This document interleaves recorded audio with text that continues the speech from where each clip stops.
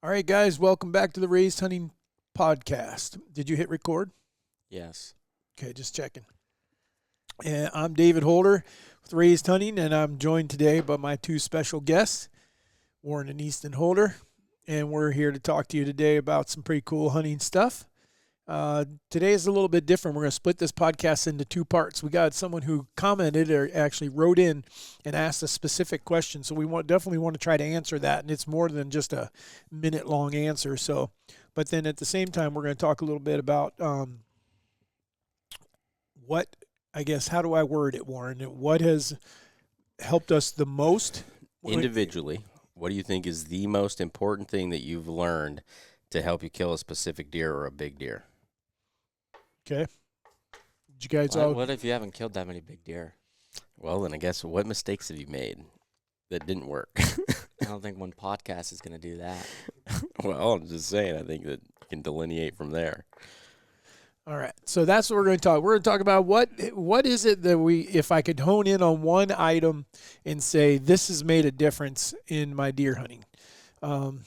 I have some ideas, so we'll get there. But before we get there, as always, we got to do our shout outs to those that have been following religiously and or new followers as well. Yep, it's amazing how you guys come through when we remind you to do the reviews. Go leave reviews. We got a whole bunch of reviews on Apple. Best podcast.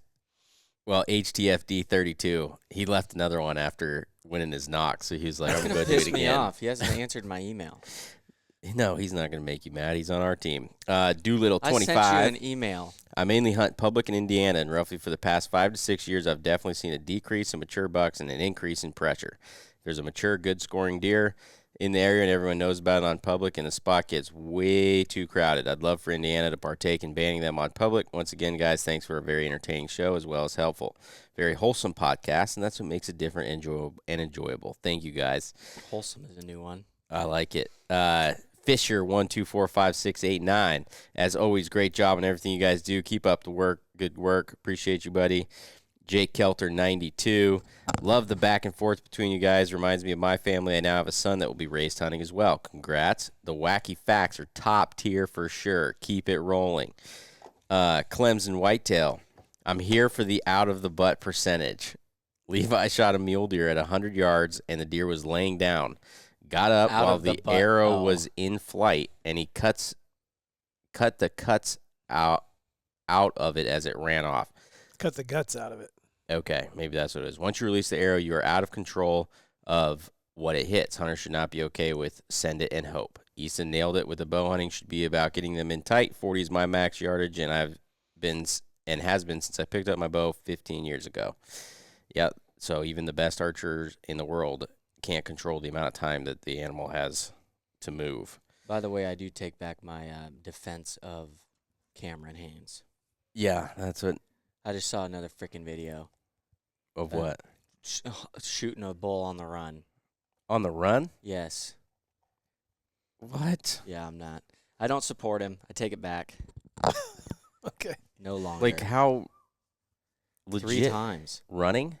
I guess he hit it good once, and then another time shot it like 70 for a follow-up shot or something, and then the third shot to finish it. But he'd already hit those it. two are fine.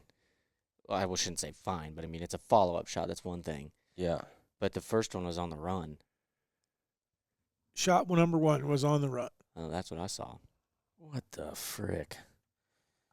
D. Michael P. The Holder boys are the best in the business. These guys are great and never disappoint. Fun to listen to and always educational. They keep it real and are never fake. Topics are great every single episode. Keep up the good work, fellas. Appreciate you guys. Spotify, as always, you know we love you. They don't give us your username, so we can't shout you out on here. And then we actually had like 50 or 60 comments on YouTube this last week. So I'm going to skip you guys and rotate it. Was Next there conversation being had? Oh, yeah, lots of That them. makes more sense. Well, no, a lot, like they're having conversations with us. Oh, that's fair. So we will get back to your comments, and we'll do YouTube shout-outs next week, and then Apple the other ones will Podcasts have are to following. wait. Yep. 10-4. But appreciate you guys for doing that. Thank you. Helps us a bunch. Helps us to keep growing. and getting new people out there. So, all right. 10-4. Without You got further anything? ado, You know, we're done reading all the. I saw someone wrote in the other day asking how they send in. Did you answer them? How they send in their photo? What'd they write into? One of the messages on one of the social media things. I have enough of the answering and appreciative on the email side because I have 3 emails I'm running. we'll just tell them how to send it in. Yeah, just send it to contact@raisedhoney.com. Perfect. That's contact Okay. at raisedhoney.com. And if you want to send it in to us, it's contact@raisedhoney.com. There you go. I hope you got that. Contact at Raised Hunting Contact or something like that. How did you not get it? I was making fun. All right. So who's going first? You know what? You read it and you didn't tell them how to contact me. What? You read this message and you didn't think to say, hey, send them an email. You just thought to talk to me about it on the podcast. No, because they were asking specifically how to send their picture. And Emails, you can put pictures on emails. It's pretty cool now. yeah, I know that. Attachments or Yeah. But I don't know what email. I didn't know what email that you wanted. I'm them not sent making to. fun of the person who's asking, by the way. I was making fun of David for just informing me instead of saying, hey, man, here you go. Whatever. Okay. All right. Are we talking on the Well, I think answer we that should, guy's question yeah, I first, think or are we going to should. do Hang on, let me pull it up. So we had a gentleman, and I'll read this whole thing because it's not that long. And his name is Al. Al, we appreciate you, man, for reaching out. What's the last name? I don't know if we want to use his Yeah. last name. Because I think it might be one of our G's. we weren't releasing names. Okay, I got fine. yelled at for that. Yeah, so we'll leave it at Al. You're I mean, bashing. not that he doesn't have anything here that's like No, would- informative. upset anyone or anything like that. So he just says, I'm new to the sport of archery and hunting. Your podcast and your YouTube channel have been incredibly helpful. I am late to the game as I'm 45 years old. I'm happily married to an amazing woman who gave me 2 beautiful children. My daughter is 14 and my son is 9. I am a full-time hospice nurse during the day. With all of this, it is difficult to manage time in the field to learn these new crafts. I didn't have the knowledge before my family. How would the Holders navigate their lives if their love of archery and hunting were found after meeting the love of their life and kissing their babies? I would love advice from you all, as I respect and admire all that you do. I would love to punch a tag and provide for my family with some protein this season. Keep up the great work. Y'all rock. I know which one that was now. I answered him as well. Okay. So anyhow, I think that I think we should talk about, I mean, Al brings up a great question because I don't think that's, he's just behind the learning curve as far as still, juggling what you do with your family. We all deal with that, whether you're the wife, that hunts, or you're the husband that hunts, or the kid that wants to go. I mean, there's always other things going on. So you have to, the best way that I can describe it is the best way that I would tell you, Al, is that I would look for some way to incorporate the family with doing it. Like if there's an outside archery range where you can take the kids and they can go, whether they're shooting or not, maybe they can hang out or whatever. Don't go there for 2.5 hours and expect them to stay entertained. But if you can swing there for 30 minutes or something like that, or if the kids get a bow and want to start shooting and you can help them, that's one way that you can kind of do that. But the other thing is very simple. It's like working out. You got to make it part of your life. You have to make it that it is going to be something that you do, and maybe you can talk through with your wife and say, hey, Monday, Wednesday, and Friday, I was going to try to shoot my bow. I don't know Al's situation as far as can he shoot in the backyard or does he have to go to an archery shop, or something like that. So there's different ways, but I think that it can be done.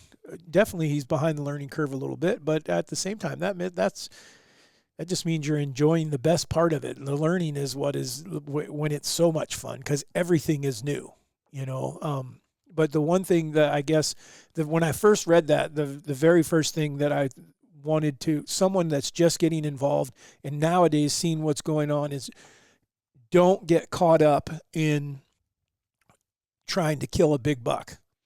Don't go there. Don't when you've not killed anything and you're just trying to enjoy yourself and do this and maybe put some food on the table, be willing to shoot pretty much any deer you see. maybe the one thing you don't shoot is a fawn. I mean, and I'm not talking about a year-old deer. I mean, a 1-year-old deer would still be a doe, and it's good to go. But I haven't heard that one before. what? I don't think you even meant to do that. What? Shoot them a doe year? and it's good to go. Oh, I would shoot doe. I shoot lots of does, and they're all good to go. We're aware. So Spikes are on the table too. so set up your Good Lord. set up yourself for success, and that is, don't worry about what people think on social media. If your first deer is a smaller deer or whatever, whether that's the rack or whether that's weight, it doesn't matter. Just get one, try to get some under your belt. And so try to find the places that are, wherever you're hunting at, try to find places that there's a lot of shot opportunity more than someone who's managing for trophy bucks, that kind of stuff. And that's just going to be whatever state you're in. You're going to have to look at where is the highest numbers, where's the density the best, and possibly in a situation like Al's, where you're willing to shoot whatever, you might have a better opportunity of knocking on a door and getting someone to give you permission to shoot does. They might open that up when you tell them, I don't really care whether I'm killing a buck or not, I'll shoot whatever.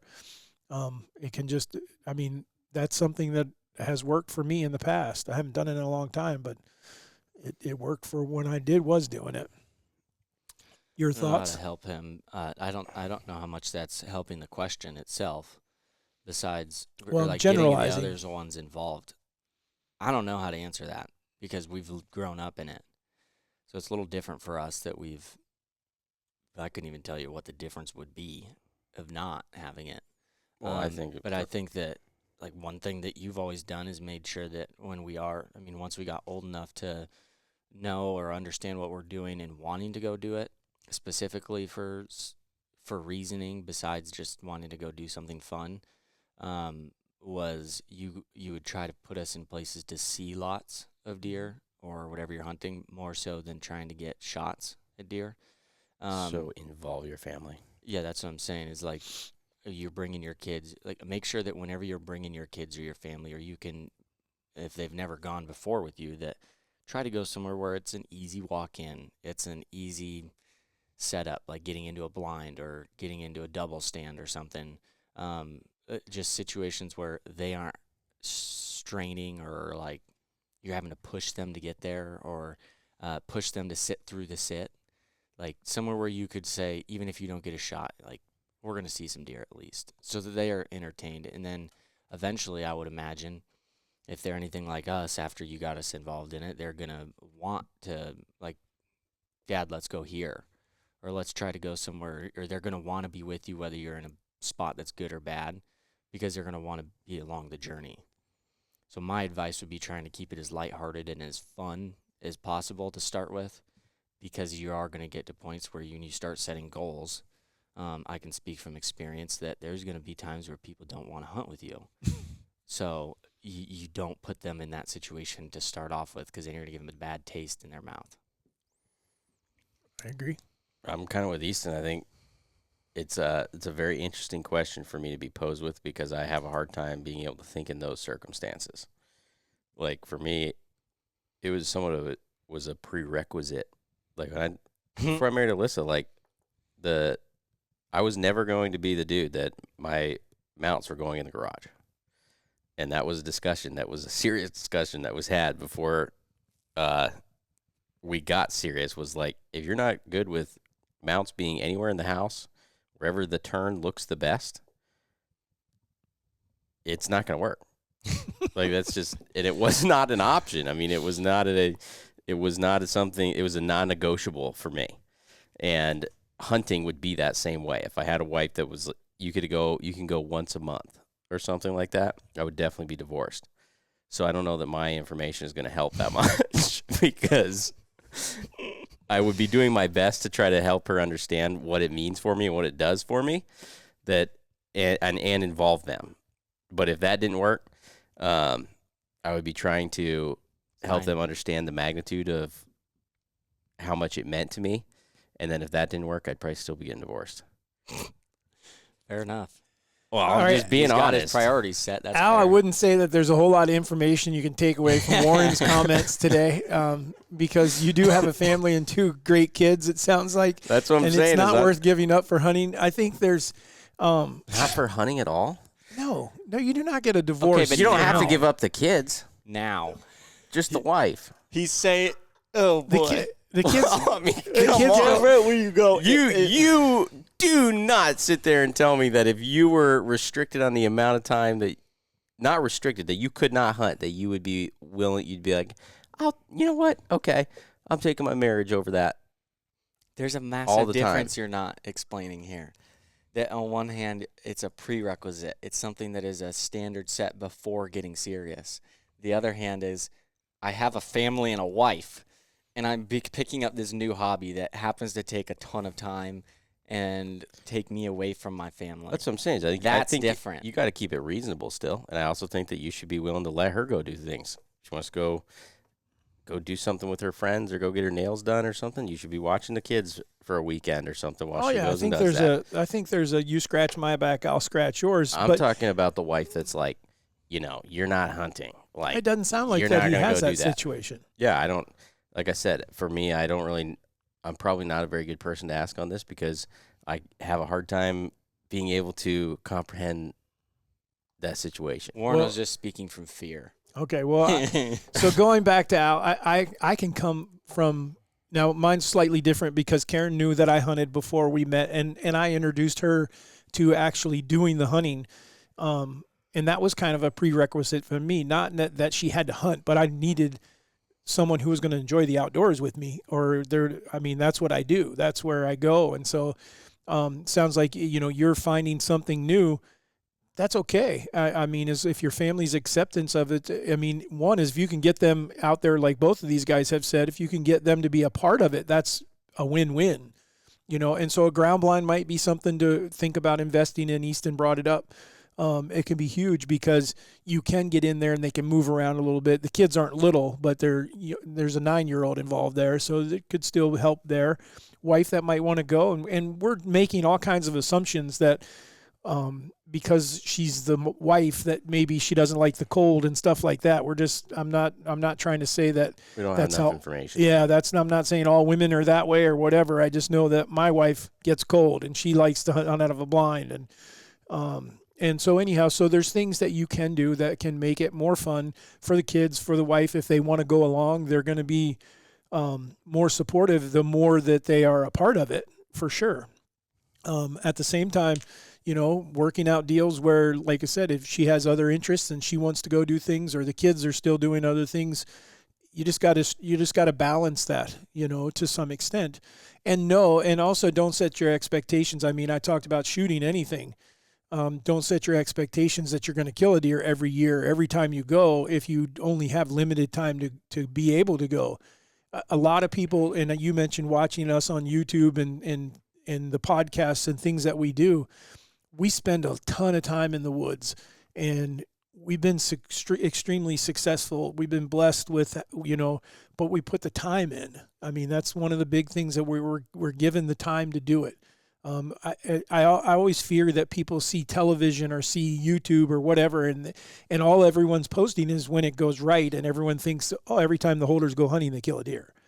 And that's not the case. We have days when we don't see anything, when we don't kill anything, and so, but we go again, and we keep going, and so it's going to take some time, but hopefully listening to the podcast, watching the YouTube, we're going to do some more instructional things. And I have said that I believe that someone getting involved nowadays has a huge advantage over when I was a kid, because there's just the ability to pick up so much more at your fingertips by being able to listen to a podcast or turn on your computer, and then go out and practice whatever it is that you just saw or heard or whatever.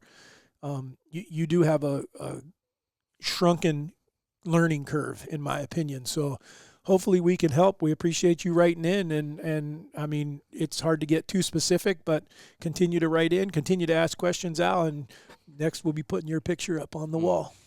I like how it's just tough to get too specific after Dad answers like 14 specific things. No, there's a whole lot. I could spend a whole day answering this question. Okay. All right. Well, let's go to a next specific thing then. These guys are jerks. I just want to go on record and say that. They're just a pain in my ass. We're bullies. All right, go on. You. Well, let's just go to it. Let's Okay, go to our go. question. So let's hear yours first. I know mine. I want to hear your guys's. I want a little time to think about mine, so you go first. Does that mean you don't have it? No, I have 2 or 3. It's my problem. No, You gotta I don't pick have one. it. I don't have nothing. That's what I said. You You don't said have I got to nothing? pick one. So, okay. So I'll reiterate the question for everybody that may be listening. What's the number one most valuable thing that you've learned to help you kill particular deer, specifically big bucks? For me, it is what I call zones. Discovering that these deer, where their home range is, but that zone is a pretty tight area, and they will spend, in my opinion, 97% of their time inside of that zone. And the other 3%, meaning, now this is the difficult part of it. You have deer where their zone in the summer could be different than where it is in the fall. You got other ones that in the fall it's different than in winter. So I'm obviously only talking about the ones that you could be hunting at that time, where it is in the fall. BG, for instance, his zone was where we could hunt. His summer zone was not. And then from that point, I'm trying to hone in on a very specific portion of that zone and exactly where it is, and know that if I stay in that zone long enough, sooner or later I'm going to run into him. Now, and then being careful enough to not run him out of it. However, I also believe, contrast to popular opinion, it takes a lot more to run him out of it than what you think. I think you can run into him once, twice, maybe even 3 times before he's gone. Everybody thinks that you're going to run into him one time and he's out. And I don't believe that. But I do think that you have to know where that zone is. Otherwise, you're hoping for that one time when he's out there looking for a doe, or that he has a doe in heat that drags him by. And I think that then allows you to set the stage for everything else. I don't have a tip, but I do have this.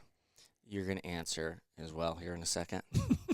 And we're going to restructure the topic of this podcast to not giving the tips to you guys are going to be the informants here. And I'll be you guys. I'll be the one asking questions. Okay. That's what we're going to do here. Okay. But so go on, David. I think if there's one thing that I feel like I look at deer completely different than I did 12 years ago. And I use 12 years ago because we've lived in Iowa for 12 years. And I think I hunted them a particular way when we first moved here. And then I started hunting them a different way 5 or 6 years into it. And I think one is, I think that I listened to too much of the experts and like running them out of an area. This deer won't tolerate this. Don't blow a call at this deer. Don't rattle. Don't do anything. Got to be 100% scent free. You got to have, everything's got to be perfect. Your food plot has to be perfect. Your blind selection has to be perfect. Everything has to be perfect or it won't work. And I'm not perfect. And I hunt because I enjoy it. And so I make some mistakes and I bump deer. Okay, so what's the one thing though? There's got to be something there that Yeah, somebody and could take and they could apply it this fall. I would say don't give, I think that you can give deer too much credit. Okay. That's my one. So be more aggressive. Be more in tune to the deer, not necessarily to what everyone is telling you that the deer is going to do. And that means what? If we're talking on an meaning- individual deer basis. So like on a I'll use a Juice, for instance, okay? I kind of threw everything out the window because Juice was a homebody. I don't think you could have run him out of where he lived. I mean, we kind of tried. I had Not numerous, intentionally, but I had numerous opportunities at that deer, and I will say most of the time he never knew we were there. Yeah, but I'm talking about when you shot him. You shot him, Mhm. and then we weren't sure if your shot was going to kill him or not. So we then decided this is where he would die because we knew exactly Right. where his core area was, and we Gritted it. caked that thing, and that dipshit Came back. was back in the next day. Did you shoot him out of the same stand? He's a dumb deer. Okay. No. We love big dumb deer. Yeah. I think Magnum, I don't know if he was quite as dumb, but I knew I was going to kill him too because he spent way too much time in the same area. I take it back. I have a tip. What? Stop just trying to pick the big deer. Find the dumb one. Because evidently, if you don't have the dumb one, you're screwed. You're not going to find them. Because I think maybe that's my issue, that I've just picked the smart ones over and over again, or I'm just a god-awful, I should be called a vegan, as some people would say, the Indian term for can't kill anything. Okay. You're not a vegan, but No, I can kill stuff. The issue is what you guys are talking on here is a massive, massive challenge, in my opinion. And I've experienced it for the past 3 years of focusing specifically on this and failed miserably 3 years in a row and hunted more than I've ever hunted in my entire life. Well, here's, and let me finish, because one is don't give the deer too much credit.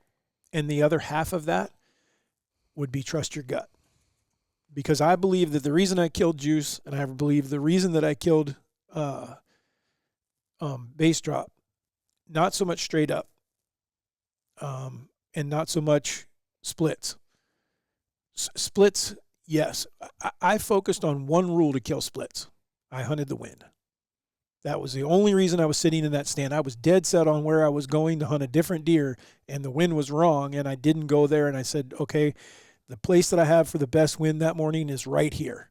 And I knew I had a deer or two in that area that I would hunt, but that's why I was sitting in that stand, and that's why I killed him. So you can say I trusted my gut, or I trusted what I had learned. But in Base Drop, the only reason that I'm sitting in that stand is I felt like that deer had gone home. I felt like that we had bumped him and he had gone home. And I didn't have any knowledge, didn't have a trail camera picture of him or anything like that. You might need to provide some context So- of what that meant. So what happened was this deer would travel between two farms that we could hunt both farms. Probably 3/4 of a mile, maybe. Yeah, but both farms were small, 40 acres and 60 acres. And the way that it laid, it was it felt as though it was two completely different Yes. locations. Even though it's not that far for him to go to travel that area for a whitetail deer. Mm-hmm. So I basically had figured out from the last couple of years, I had pictures of him and we had hunted him, that he was holding up in this core area, and I felt like that's where I would kill him. That's where you and I ran into him. That's where Eli and I ran into him. So I ran into him twice out of the same stand. But on the second one, he knew we were there. And that one was a darkness issue that cameraman says you can't shoot, it's too dark. So I don't shoot. He's directly underneath my tree. That would have been also a really tough Hard shot, because it was probably 35 to 40 feet up in the tree. Yeah. It's way up there. But when he went out and got where I could shoot him, I couldn't see. Well, I came to full draw. He's standing there. I felt I could see a limb coming down to the top of his back, and I couldn't tell if it extended down past his vitals, so I elected not to shoot. So when he took a step, I tried to stop him, and he bolted. And that told me he knew he was responding to me making that sound. And so what ended up happening is we didn't see him. I think I hunted the stand one more time, and I was like, no sign of him. I think he went back to the other farm where I had pictures of him through the summer, and I had a good idea that he might be back there. And so we went back over there. We'd had pictures of him there in the fall too, though. Yeah, we had. Yeah. Yep. And so I went back over there, and then again, I had two stands over there, and one of those, the wind was right. And so we climbed into that one, and sure enough, he was in there that morning. And I ended up shooting him. But same thing with Juice. As well as I knew him, the stand you and I were hunting that morning when I did kill him was one that we never hunted that with that wind, with a southwest wind. If you remember, it was blowing. That was typically the wind we thought the deer were going to come across and come to us. But I felt like his core area was south of us, and he was going to come back to us. And I don't remember how many bucks we saw that morning, but it was a bunch before he showed up. All of them. I'm pretty sure I even made that comment to you. I said he's got to be next because we've seen Everybody every else. buck that there was. Yep. I think let's hear some of your questions, but I think I could tell you somewhat what I feel as though maybe somewhat level of your issue? I have lots. More situations than anything. Where do we start? 2 years ago, I'd say would be, well, I guess for starters, I have killed some big deer for me. My biggest deer on one hand, though, is no intent of killing that specific deer whatsoever. My biggest deer just happened to be there the time that I was hunting there, and a doe ran him right by me and just smoked him, and that was it. It wasn't like I strategically put myself in a spot for this deer. I had an idea he was there because I had pictures of him, and I also had a good idea that I could hear him because he broke part of his eye guard off like 2 minutes before he came over to me, because I could hear two bucks fighting, going ham, like obliterating each other, and he evidently won, brought the doe over by me and shot him. So I had an idea he was there, and I had an idea that he was there that night when I thought I could hear him. But that one, honestly, was a super cool experience, but didn't teach me anything. Literally, I did not learn anything. I simply just happened to be in the right spot at the right time. And you're going to have that with hunting, in my opinion. I think that hunting comes to a lot of skill, but also when it really comes down to it, you're looking at luck. And it depends on how lucky of a person you are. But after that, You had pictures of him there before in that you area. killed him, though. Yeah. And was there any daylight photos? I think I had a couple. Okay. But I just knew that area specifically, I've always relied on that spot because I get trail camera pictures of good deer to big deer. And then there's certain points of the year, and it's like a week or two on and off during the rut that this spot will just, it's like that's where they all want to rut, and it just goes mayhem. And so that's why I was sitting there, because I had the right wind, and it was a cool morning. I was like, or a cool evening, there's a good wind, and I know there's bucks in here, and they're rutting hard right now. It was just a process of elimination on that. Now, after that, though, I had worked the 3 years previous to that up. Like, I had consistently, again, not intentionally killing a specific deer, but a caliber of deer. I had started at like 130 or something, got to like 140, and then 150s, and then he was 160s. And so I had continuously made my march up, which is what I was wanting to do. After that, I was like, okay, this is time now that a 170-inch deer would be my next benchmark, but at the same time, I understand that you got to have a 170-inch deer. And where I was hunting, I don't necessarily have just 170-inch deer running around everywhere. So my next best was either I want to shoot, it's either if I have never seen this deer before or whatever, he shows up, it's going to be a 170-inch deer and I'm shooting. I don't care if I have history or not.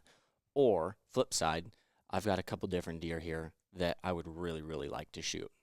And I've known for a couple of years, or I've watched them grow, kind of thing. And so that's what I focused on. I focused mainly on putting myself in positions to where the deer that I knew about, that I was wanting to target, were at.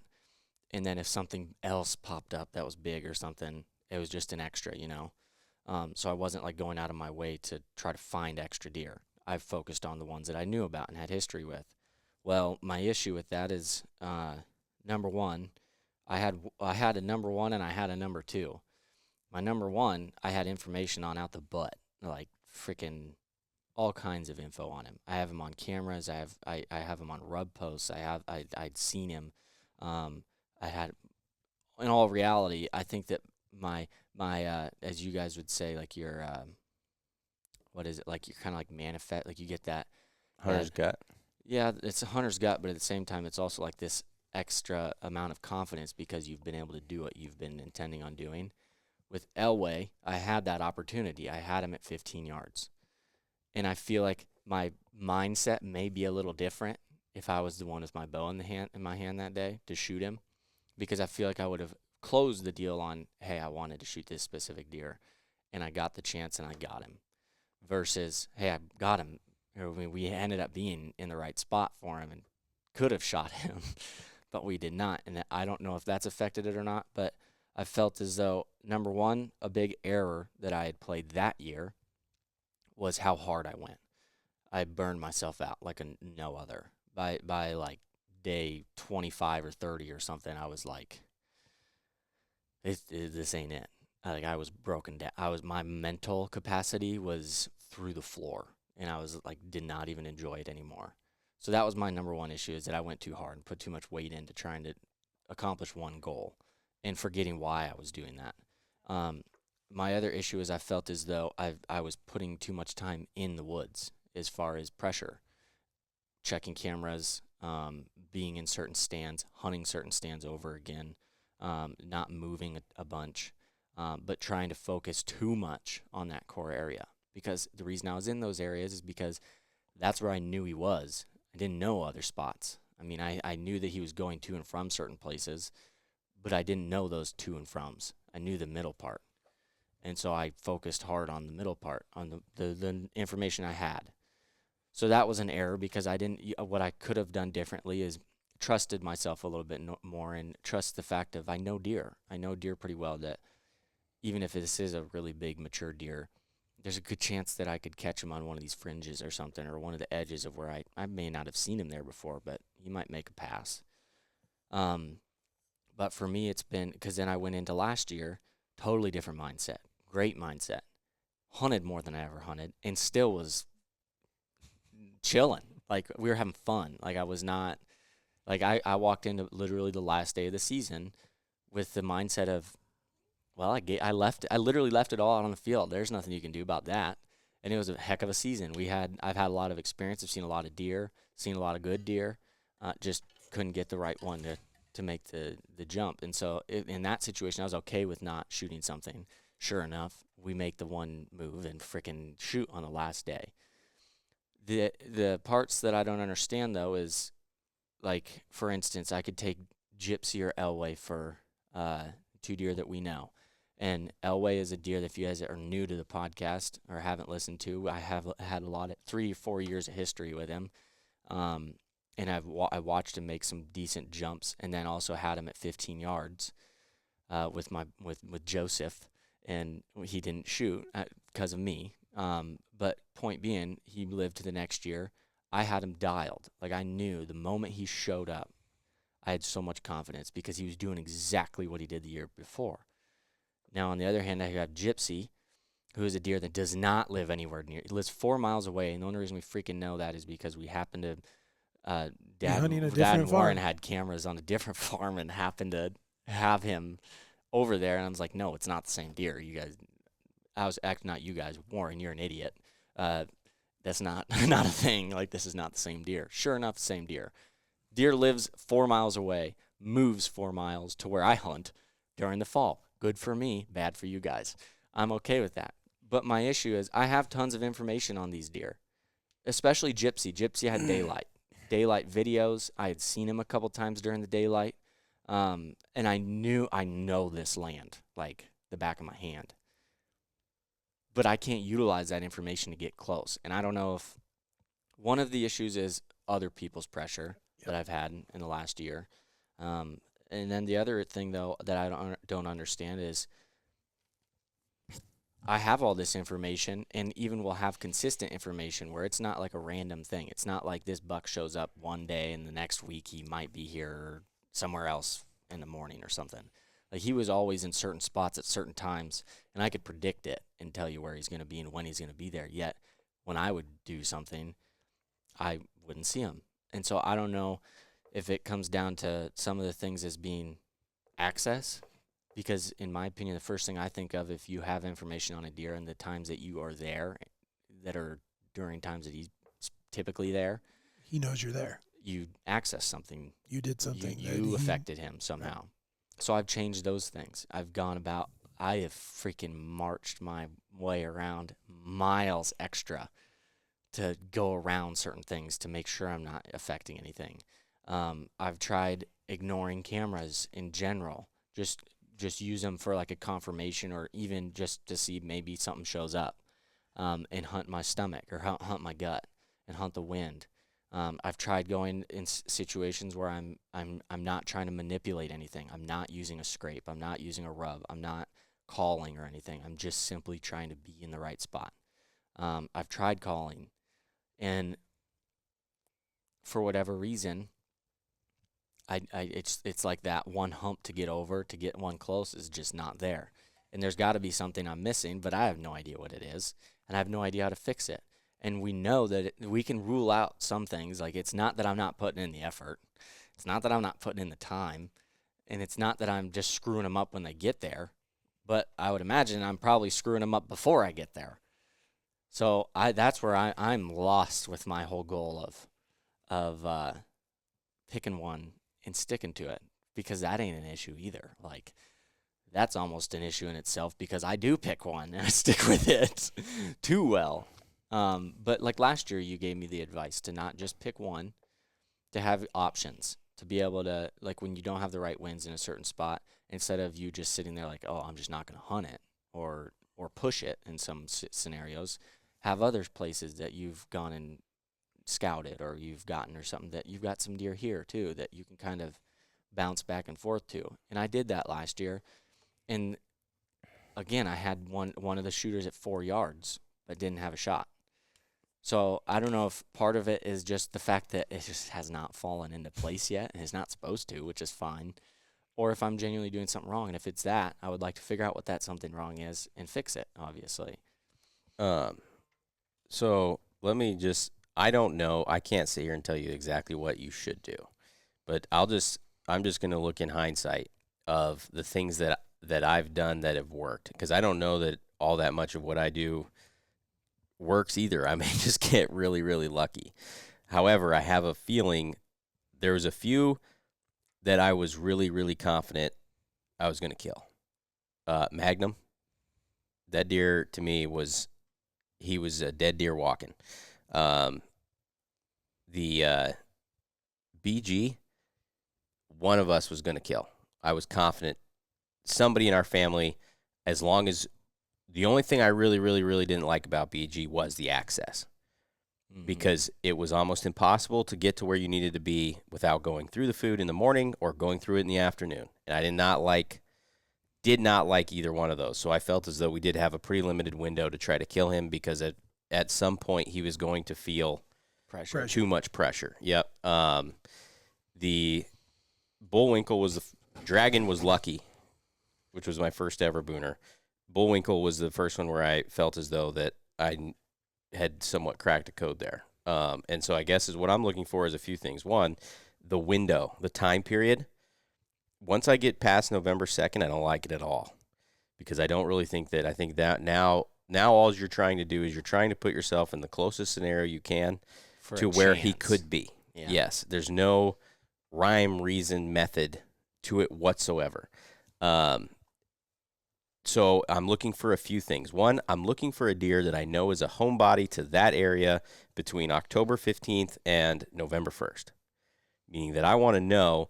So to me, the most imperative thing is a daylight photo in the timber, meaning wherever I think this is a bedding area, I want a daylight photo of him in there.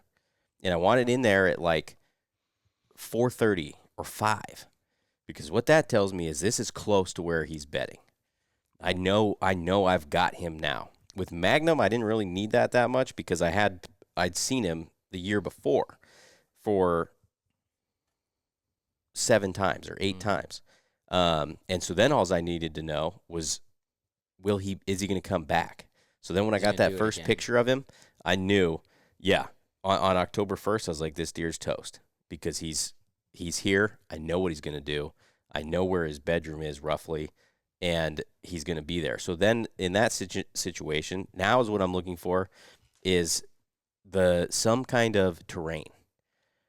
Yours is a very difficult part of that. Yes, meaning that there's no funnel. I need something that's going to push them that's going to give them a reason to come by me. Yep. And so from there, that's the one thing I really wish I'd have done different on Magnum. I think I might have killed him a lot earlier if I'd have put the rub tree where I could have freaking got to. The problem is I put the rub tree right smack in the middle of his bedroom, which I know what was my thought process at that point was, if I get a picture of him in here, I know he's there and I'll kill him. What I wasn't thinking of is, how the hell are you going to get in there? So then that's unfair though, because I brought that topic up when you went to put it in. Well, see, I was you were like, there. why are we putting this all so I- deep in the middle of all this? Well, we also did that before I even knew if he was there. Yeah. So for me, all I was getting was the confirmation of when he was, one, I thought that my good chance that was going to be the first place that I got a photo of him. Two, if I got the picture of him there and in daylight, that all of my assumptions were right. And now I could kill this deer. And so there is scenarios. And then the other thing I do that I think is probably what opposite of what 98% of whitetail dudes are going to tell you to do is I'm going to tell you to keep sitting the same freaking spot. Mm-hmm. If you've got a spot where you can get to it and you can get close to him and you can get the wind right and you have a rough idea of where he's coming from, which that would be the first question I would tell you need to ask yourself is how well do you really know where he's coming from? Because I'm going to tell you right now, you're probably wrong. Because I thought I knew that several times. Just you're like, food source here, food source there, they're coming from there. No, that does not how that works. Okay, they're deer. They come from wherever the hell they want to come from, and they don't do it exactly the same every day. So you got to get a rough idea of that. Once you have that, and if you can get into that place, now it's got to be boring deer hunting, and you sit there over and over and over and over and over and over again until he does it. My plan for Bullwinkle was the year before, if I'd have kept sitting Bullwinkle bottom, I would have never killed him unless I'd figured out the access part. Because I did find out later on that he absolutely knew where I was coming from. If I'd have figured that out, I'd have killed him the year before. Because I actually even told Dad, I said, I don't have the patience to do this, so you should go sit in that stand and just sit there over and over and over because he will do it at some point. And Dad was hunting somebody else. And so the next year I said, that's what I'm going to do. Hunting with somebody else. No, he was hunting had a different deer. deers. Oh, Yeah. another deer. Okay. Yeah, so I was then- like, yeah, Dad was not going to hunt some other person. Yeah, no. So like Brock sat with me some. He was like, why do we keep going to the same spot? I said, he's going to be here and he's going to do it. And I'm going to sit here every single day until he does it. And I'm going to kill him. Now, he didn't do exactly what I thought he was going to, but he did close enough that I was able to kill him. I would tell you now, if I was still super obsessed with deer, this is what I would do. And I just thought about this, and it's genius. And I'm not calling myself a genius. I'm saying you just go off of the information, and both of you will agree with me right now when I say this. If you're going to talk about rub trees and our scents, then I'm all in because that's what I'm sitting here thinking. It's changed the way I hunt. No, but it could be used. Is what I would be doing right now. If I was in Easton's position and I wanted to kill a booner, if I was in anyone's position out there and I wanted to kill a booner, I would be finding a big deer. Right. I would be spending more time on 2- and 3-year-old deer that I thought were going to be something, and I would be putting cameras in places in the timber near bedding areas where I thought they were, and I'd be moving those cameras in. Now, not too much where you're intrusive, that you're constantly in there, but I'd be putting out lots of cameras. I'd be trying to find where they're at between October 15th and November 1st. And then I'd be charting each and every one of those deer and say, okay, I had a picture of this deer here, picture of this one here, picture of this one here. And then ideally, if I have them at 2, in a BG scenario, okay, at 3, obviously some of them are going to die. Others are going to make it. Now, if I had them at 3, he did it again. Now I'm even more comfortable, okay?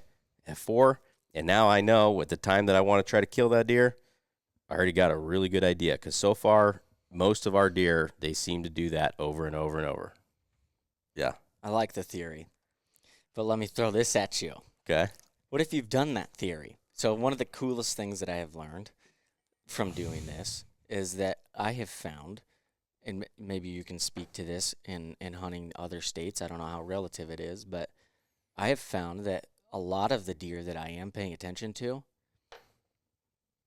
I'm going to probably erupt a lot of people on this, but I have found them within days, if not the day, that I have validated them from being there in the year before. Meaning, like Elway showed up on like September 24th, and then the next one I had of him was like October 5th or 6th or something like that in a specific bottom. This year or last year, same thing. He showed up. I hadn't seen him. Showed up October like 8th or 9th, so like 3 days late. Gypsy, same thing. He showed up like mid to late October. I'd have to look at dates. he showed up within 2 days of his time frame the previous year. And then Elliot, my other one, it was all around in the same spot, same time frame as the year before as well. So I had 3 deer that I was looking for doing the same things previous year to year, which was, in my opinion, very interesting to see, because it's a freaking year later. You're like, what are the odds they're going to be in the same spot? I found it more times than not that they are doing something similar year to year. But in that situation, those are deer that I've watched for multiple years and have that information, have even hunted that information, as in, like, I don't know if this deer is alive, but I know that last year he showed up around this time in this spot, and I've hunted that. They're very habitual. I think Very I think habitual. your issue was 2 years ago. I think you applied so much pressure that you altered the deer. I think I did 2 years ago too. I think that last year, I think you were on course. I think you were doing most of the things right. I think the issue that you have at the place that you were is that is a very difficult place to funnel them down. Mm-hmm. If I was you, one, it's also a difficult place to know where they're coming from. So it's really hard to know if you're running into them, even though it was the first couple times. Did you run into them 3 times in a row? Yeah. So I'd been trying to find a way to be able to hunt that an edge there, and then the pressure was an issue too. I'd be trying to find a way to hunt an edge, but also be finding something that I felt as though, and it would be boring. It's going to be boring. Like that, I got to sit here 10 days in a row if I have the wind right, and know that eventually this stupid crevasse is going to make him walk by me. Well, I finally found last year. I thought I had that 100%. The one I called the turkey beans. Yep. Because I'd finally found a spot where it was not necessarily in the smack dab in the center of where these bucks are hanging out, but they come through it a lot, and they have to come through a certain spot of it. And so Nick sat with me a lot. Joey had multiple sits with me. I mean, I probably sat in that specific stand. But you're in a field, right? It was right on the edge of their bedding. Yeah, I don't like that. Well, I Because couldn't go into their bedding. It takes them Yeah. forever to get there. But I want to go. So one thing I got a couple statistics, and I will make. I don't have specifics on the statistics, I guess, is what I'm going to say. One That's is, interesting to have statistics without specifics. well, I don't know where you can go reference it, is my point. So, Okay. like, for instance, 10% of the hunters kill 90% of the game. That's been been said forever. But I just heard the other day, and I read it somewhere, but I didn't write down where I was reading it. I read it on my phone in an article, that less than 10% of all bow hunters across the nation will ever kill a 125-inch deer. Yeah, but But that's because most people aren't getting to hunt 125-inch size deer. So my point is that we're talking about booners, but we live in Iowa, and I just want people to understand that you can apply this to a 100-inch deer. Yeah, it's the application of your Yes. area, yes. So with that in mind, but going back to the other one that you're talking about 2 years ago, you made the comment that he overpressured Elway is what ended up happening. Here's the thing, and I don't have any there. I don't know what the statistics. Warren's the one that's always throwing percentages out there. I'm going to tell you that you achieved what you were looking for. The only issue was Joey had his bow in his hand that day. Yeah. Yeah, you're not going to get more than one shot at him like that. I mean, I know that. You I've got never the banked deer on it. that you were looking for to walk within 15 yards for 10 minutes. I mean, he gave you every shooting opportunity possible. For people that don't know that story, Easton was hunting with a buddy of his, and they were taking turns hunting. And so Easton happened to be running the camera for Joey that day and told Joey, hey, if Elway comes by, you're good. And out of respect for you, he decided not to shoot when Elway showed up. What was the date of that? November 2nd? Second. See, and that's textbook in my dates. Like I said, Yeah. November 2nd's the day where I start getting real nervous about it. Them losing all their, following a pattern. So my point is, you are doing it right. You just bad luck. And then last year, one of the deer you're talking about, Frayne. yeah, I mean, again, that one's just bad luck. I mean, Also, Dagger was too. The fact that deer Gosh. caught us, I mean, you're talking probably 1 minute difference, and we might have killed him. Yeah, Frayne was even worse though. Frayne was. Yeah, he had if no you guys clue. don't know, that buck was. I mean, these guys have known him for a little bit, and then I've happened to find him again last year and thought that he was a really cool deer, and we thought he was old or older, and went at him and hunted him unknowingly for like, I don't know, a week and a half, 2 weeks. Like, we had an idea that he was alive, like as in he had shown up, but I was hunting him blindly. I had no idea where he was going to be, when he was going to be, put myself in a spot where I had a good feeling about it. And sure enough, he freaking shows up. Walks in And had early. him, yeah. Like middle of the day I type literally thing. had him over an hour within 40 yards. Had him, like, I couldn't even, the doe he was with, he bred her like 8 times. The doe I could have shot 20 times, and not once did he step in a single hole that she stepped in that I could have shot. And then she even came into 2 yards, came to the base of our freaking tree, and he came to 4 yards and came a different route than she did, and still no shot. Yeah, that's just bad luck. I mean, because the one that I can describe that to, then it was a family-wide thing, was Junior. Yeah. We had Junior, same kind of thing, only it all wasn't in one day. It was over the course of a season, and every time Warren sat, he showed up and couldn't get a shot. Then Mom sat and he showed up and couldn't get a shot. So those deer too, your juniors, your juices, Frayne wasn't quite as much like that, but those types, your magnums, those deer, don't stop hunting them. Like, I think some people would, I need to give him a couple days. Do not do that. Keep it on the gas, and you're going to kill him. Yep. If he's there all the time and he's doing it all the time, that is not the time to me that I'm like, I need to back out, especially if it's in that window of before November 2nd. Or even like Junior was an outlier. He was just doing the same thing again.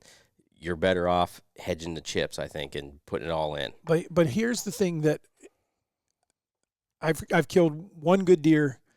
I've only been hunting our rubs and scrapes, our scents on a rub tree that we put in for 3 years. And I've passed up some deer at them, but I actually shot one off of one of our trees 2 years ago. Last year, I don't think that I had a deer to hunt.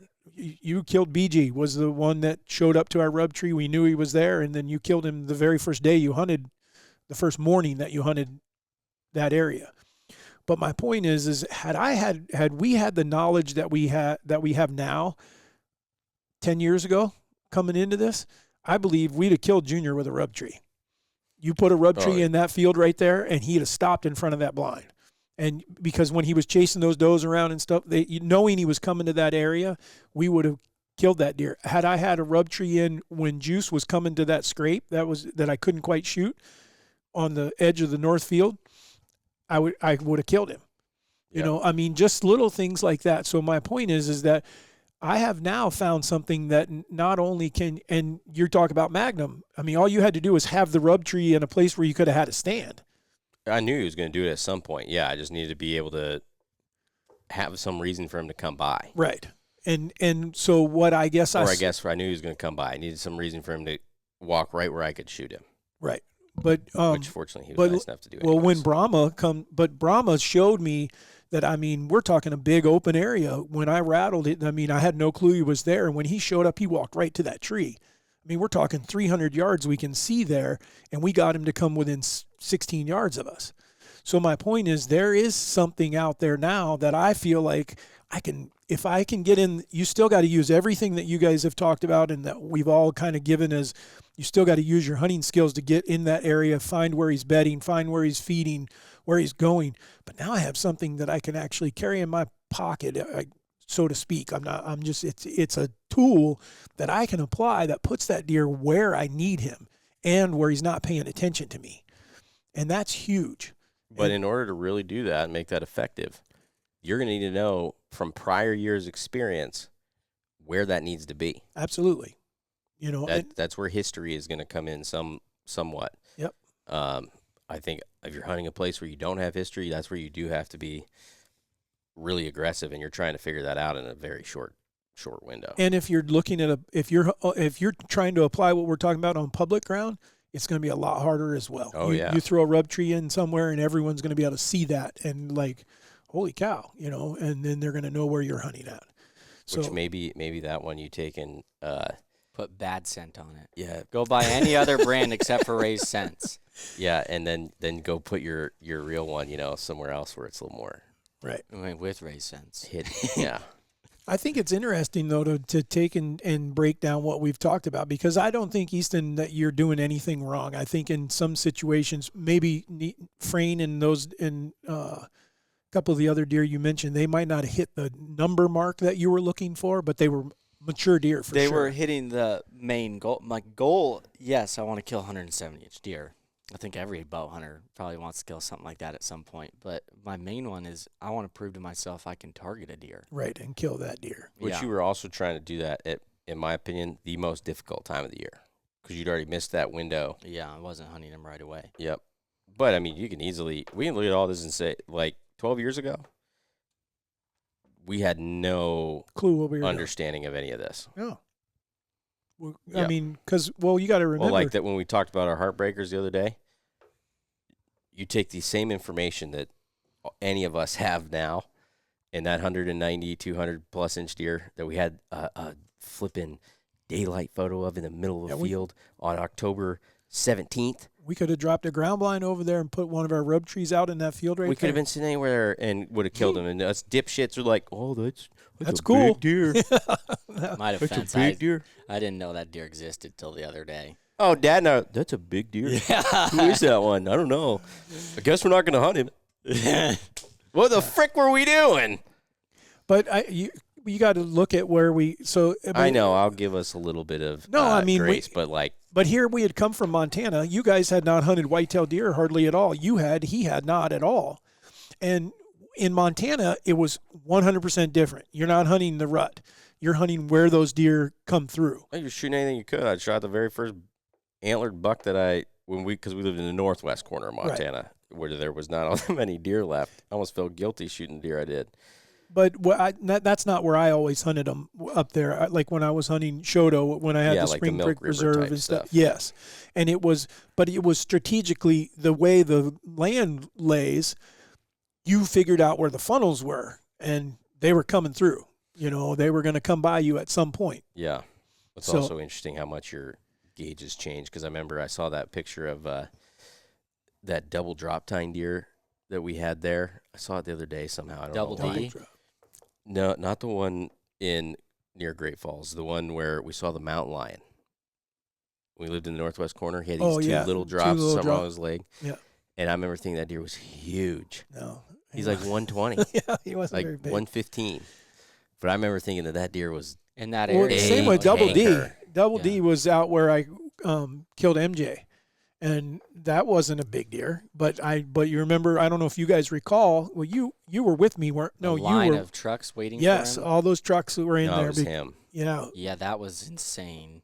All rifle, the moment rifle season hit, literally, and it wasn't even a question of, they were all lined up waiting for him to cross the freaking fence, like, Right. to come over I there. think we got that deer killed Yeah, because we took MJ to take pictures. We took him to a certain part of the farm and we jumped him. I don't know if you remember, but we actually saw him run out of the brush and go down the river toward that farm or toward that ranch.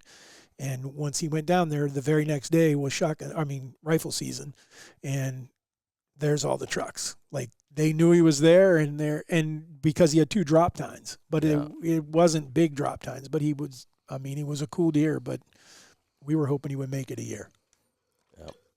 All right. So there you go. Should we close it out? Or try to- You'll get it done. at some I have point. no doubt. I think I will at some point. I mean, just statistically speaking, I've been in the woods long enough that something should walk by at some point. No, you'll get it done, and it'll probably be on opening day one day, rather be than on the crazy. last day of the season. That would be nice. But I think I've only killed like one deer in October in my But life. I think you mentioned something though that's worth noting on this, because someone listening to this is probably seriously going, okay, are these guys going to give me something that I can apply to kill the biggest deer in my area, to target a deer and kill it? And that is, if you truly want to be able to find that deer, you want to do it before the rut.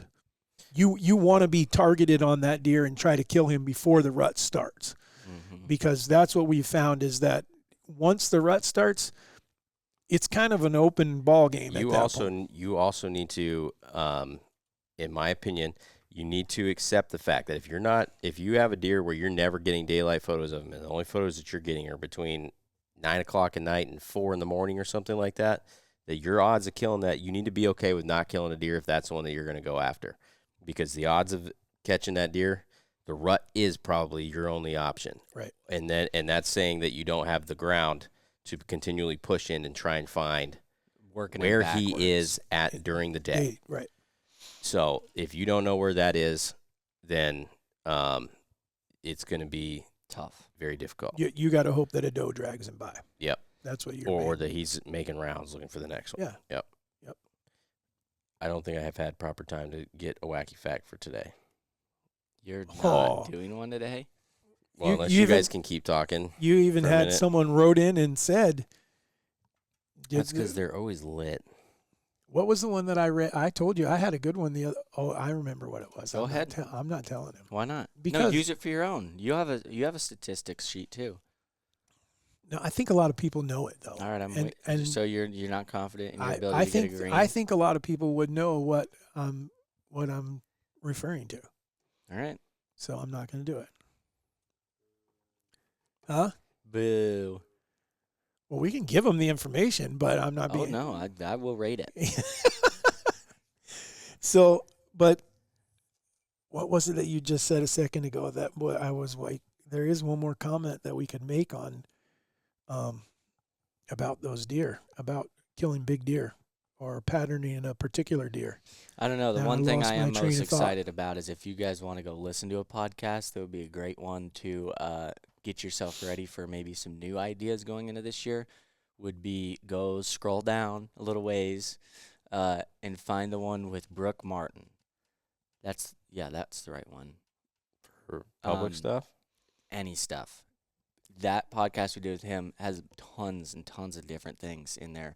And one of the things I'm most excited about trying this year is hunting the wind in a different strategy. I'm going to hunt the wind. I'm still going to hunt the wind, especially in situations where I don't necessarily have the wind to give them what I want. I'm going to hunt the wind that's proper. But what I mean by that is I'm going to hunt the wind where I'm going to give them the confidence that they have the wind. So quartering wind, not straight in your face. Exactly. So instead of having wind that's blowing directly away from wherever I think they're coming from, I want to give them some kind of wind that's blowing along them or to a side of their bedding or something. Right. Because the hope there is that they do have the confidence of the wind, that they can smell what's ahead of them. And if you're off of that parallel line a little bit, they're never going to be able to smell you unless they come walking in to cross it. But the goal is to give them that confidence and letting them do what they're doing. So I know it sounds, I put that in a very simple way, but I think that is going to be a really interesting thing for me to test out this year and see how well it works. I would agree. So kind of, though, to wrap up, Warren's still looking, I think, for a wacky fact or two. Because I think you made the comment, Warren agreed with it or expanded upon it, and that is, if you can get multiple years of history with a deer, there's a good chance that they're going to show back up. Now, don't be afraid. May not be on the exact same day. You know, if you know they show up in October or early October, BG pulled one on us this year. He didn't show up he was probably 2 weeks later than he normally is. Yep. He Or usually we just would didn't know that he was there. Yeah. Yeah, or we just didn't have a picture of him. But my point is that typically he would always show up in October, and once he showed up, he was pretty much there. He stayed there the whole time. But I think it was huge because not only did we have pictures of him, we had actually laid eyes on him the years before. We had actually filmed him and seen, okay, he's in this area and he's staying here, you know. So we were confident that he was utilizing that area. Mm-hmm. Ready? We're ready. Clownfish are born male but can change themselves into females, sometimes even during mating. Why would you I think I learned this after Nemo, but I forgot about it. That is, so maybe they're all right that you can be gender fluid. How do you change while you're mating? I don't know. Maybe so that you have someone to do it with. Pull your pecker Yourself. out, I guess. Asexual? Is that what they are? I don't know. Asexual? Yeah. I don't know that that's right. You Asexual say it is- confidently, but I don't know if that's right. Yeah, you also put that deer in there confidently, and it was the wrong deer. That Asexual. was just low. Asexual. I don't. Is that they don't have either one? Like a worm, I think is asexual. That's what I think. Yeah, I don't think asexual is that. I don't know. I'm not a biologist, so I don't know that. Crocodiles can gallop or bound like horses or dogs, even on land. I would love to see that. I want to. I want to see Mom ride one. Yeah. Come on, Reggie. Big teeth. I want to see some form of proof on that one. Oh, it's a fact. Jack. You don't have a picture or nothing? No, it's just a Oh, he's crocodile looking with his for mouth proof. open. I know he can't stick his tongue out because we've done that one.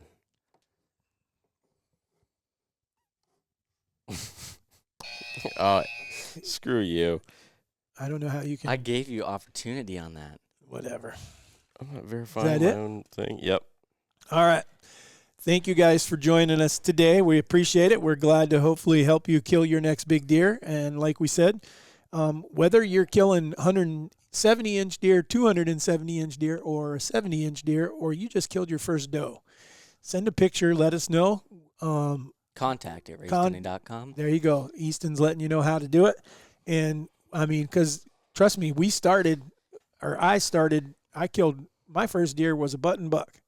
And I was super jacked. I was 10 years old with a shotgun in Virginia. And so anyhow, it starts somewhere. And whether you're 45 or you're only 5, we hope that you'll continue to watch Raised Hunting and get excited about what we get excited about and go do it. And like I said, we'd love to share it with you and appreciate you guys tuning into the podcast. We'll see you next week. Go check out Raised Scents because they're back in stock, and get Scrape Addict because that's my scent. That's you won't be disappointed. You're welcome. Leave your by the reviews. way. And leave your reviews. Contact at raisedunning.com. We're good. That's 5 total.